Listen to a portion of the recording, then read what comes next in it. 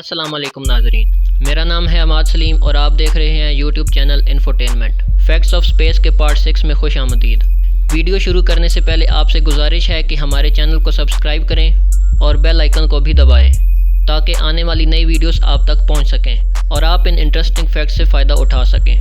تو چلیے آج کی ویڈیو شروع کرتے ہیں۔ نمبر 1، پلوٹو پر پہاڑ ہیں۔ جولائی 2015 میں ناسا کے نیو ہورائزنز خلائی جہاز نے پلوٹو اور اس کے چاند کی متاثر کن تصاویر واپس بھیجیں۔ پلوٹو نظام شمسی کے کنارے پر ایک چھوٹی سی دنیا ہے، اس لیے سائنسدانوں نے فرض کیا کہ بونے سیارے میں کافی یکساں گڑھے سے بھرا ہوا ماحول ہوگا، لیکن یہ اس وقت بدل گیا جب 2015 میں ناسا کے نیو ہورائزنز خلائی جہاز نے اڑان بھری۔ ایسی تصاویر واپس بھیجیں جنہوں نے پلوٹو کے بارے میں ہمارا نظریہ ہمیشہ کے لیے بدل دیا۔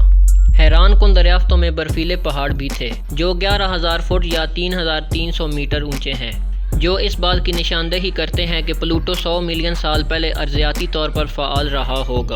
لیکن ارضیاتی سرگرمی کو توانائی کی ضرورت ہوتی ہے اور پلوٹو کے اندر اس توانائی کا منبع ایک معمہ ہے۔ سورج پلوٹو سے بہت دور ہے کہ ارضیاتی سرگرمی کے لیے کافی گرمی پیدا کر سکتا ہے، اور آس پاس کوئی بڑا سیارہ نہیں ہے جو کشش ثقل کے ساتھ اس طرح کی رکاوٹ پیدا کر سکتا ہے۔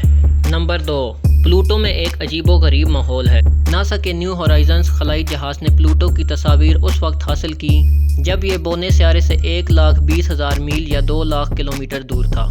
پلوٹو کے مشاہدہ شدہ ماحول نے تمام پیشن گوئیاں توڑ دیں۔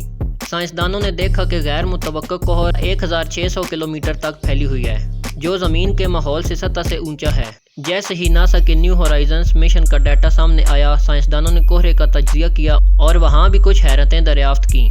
سائنسدانوں نے پلوٹو کی فضا میں تقریباً 20 تہیں دریافت کیں جو توقع سے کہیں زیادہ ٹھنڈی اور زیادہ کمپیکٹ ہیں۔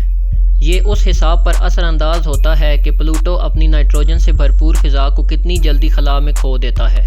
انہوں نے یہ دریافت کیا کہ ٹنوں کے حساب سے نائٹروجن گیس 1 گھنٹے میں بونے سیارے سے نکل جاتی ہے، لیکن کسی نہ کسی طرح پلوٹو اس کھوئی ہوئی نائٹروجن کو مسلسل دوبارہ فراہم کر سکتا ہے۔ پلوٹو ممکنہ طور پر ارضیاتی سرگرمیوں کے ذریعے اس میں سے زیادہ تخلیق کر رہا ہے۔ نمبر 3، رنگز اس سے کئی زیادہ عام ہیں جتنا ہم نے سوچا تھا۔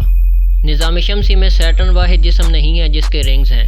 ہم سیٹرن کے رنگز کے بارے میں اس وقت سے جانتے ہیں جب سے دوربینیں 1600 کی دہائی میں ایجاد ہوئیں، لیکن اس میں مزید انکشاف کرنے کے لیے خلائی جہاز اور پچھلے 50 سالوں میں بنائے گئے زیادہ طاقتور دوربینوں کی ضرورت تھی۔ اب ہم جانتے ہیں کہ بیرونی نظام شمسی میں ہر سیارے جوپیٹر، سیٹرن، یورینس اور نیپچون کا ایک رنگ کا نظام ہے، لیکن رنگز سیارے سے دوسرے سیارے میں مختلف ہیں۔ سیٹرن کا شاندار ہلا چمکدار عکاس پانی کی برف کے حصے میں بنا ہے، یہ کہیں اور نہیں دہرایا جاتا ہے۔ دوسرے بڑے رنگز ممکنہ طور پر چٹانی ذرات اور مٹی سے بنے ہیں۔ رنگز بھی سیاروں تک محدود نہیں ہے۔ مثال کے طور پر 2014 میں ماہرین فلکیات نے دریافت کیا کہ ایسٹرائیڈ چیریکلو کے گرد رنگز ہیں۔ نمبر 4، زیادہ تر کومیٹس سورج کی طرف دیکھنے والی دوربین کے ساتھ دیکھے جاتے ہیں۔ کومیٹس شوکیہ فلکیات دانوں کا صوبہ ہوا کرتا تھا جو دوربینوں سے آسمانوں کو چھانتے ہوئے راتوں رات گزارتے تھے، جبکہ کچھ پیشہ ور رصدگاہوں نے بھی کومیٹس کو دیکھتے ہوئے دریافتیں کی، جو 1995 میں سوہو سولر اینڈ ہیلیوسفیرک آبزرویٹری کے آغاز کے ساتھ تبدیل ہونا شروع ہوئیں۔ اس کے بعد سے خلائی جہاز کو 2400 سے زیادہ کومیٹس ملے ہیں، جو صرف سورج کا مشاہدہ کرنے کے لیے دوربین کے لیے ایک بہت ہی نتیجہ خیز سائیڈ مشن ہے۔ ان کومیٹس کو سن گریزرز کا نام دیا گیا ہے۔ سوہو کا سب سے مشہور مشاہدہ اس وقت سامنے آیا جب اس نے 2013 میں چمکتے ہوئے کومیٹ آئسن کو ٹوٹتے ہوئے دیکھا۔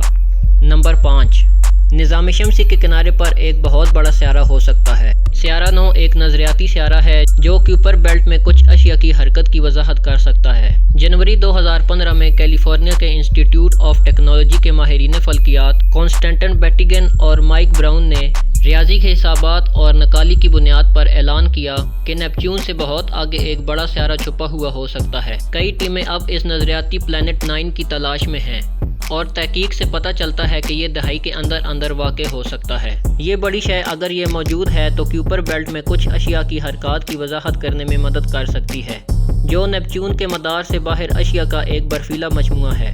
براؤن نے پہلے ہی اس علاقے میں کئی ایسی بڑی چیزیں دریافت کی ہیں جو بعض صورتوں میں پلوٹو کی سائز کے مقابلے یا اس سے زیادہ تھیں۔